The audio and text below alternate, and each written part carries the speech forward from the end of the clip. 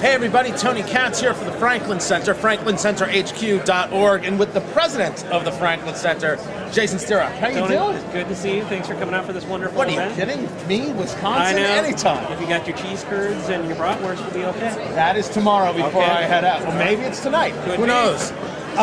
You guys instrumental, Franklin Center instrumental in working with Wisconsin Reporter in getting this debate off the ground happening. Why was it important to you? It's important. It's the perfect opportunity for the citizens to directly hear from their candidates.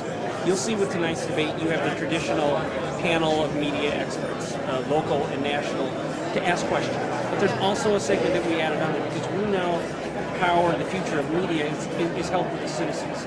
So we have been through the net far and wide, via social media, your Facebook, Twitter, Pinterest, whatever you're using nowadays, for you to ask questions of the Senate candidates. Because specifically in primaries, this is the time when they're most answerable to the people, where they're most accessible, where the Republicans in Wisconsin can say, Kip Smith, what do you think about this? Mark Newman, Jeff Fitzgerald.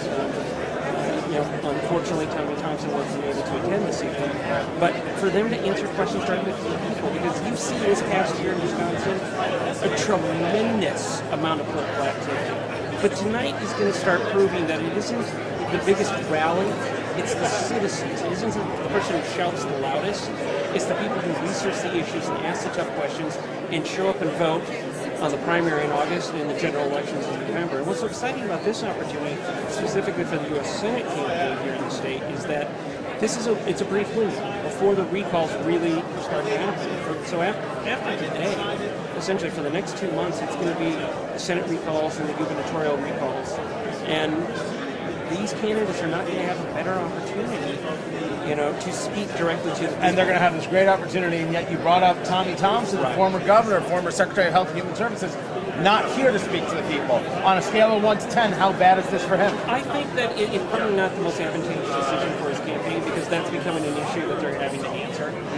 Because this is not the first opportunity they've had for a joint appearance or debate. I know that he has missed or skipped out on a couple other previously. And that's, I think the other campaigns will talk about that. But I think what we really should highlight is just the excitement and the opportunity of the 4 candidates that did accept the invitation and said, I'm going to stand up there for 90 minutes and take questions from Wisconsin's top media people, and most importantly, the citizens of Wisconsin, and say, this is where I stand on these issues.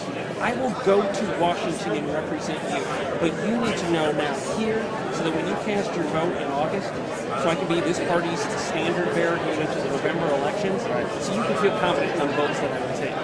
Jason Strevak, Franklin Center. Thank you so much. A pleasure. For more about the Franklin Center and what it means for you and for all of us in getting the information out there, check out franklincenterhq.org. More to come.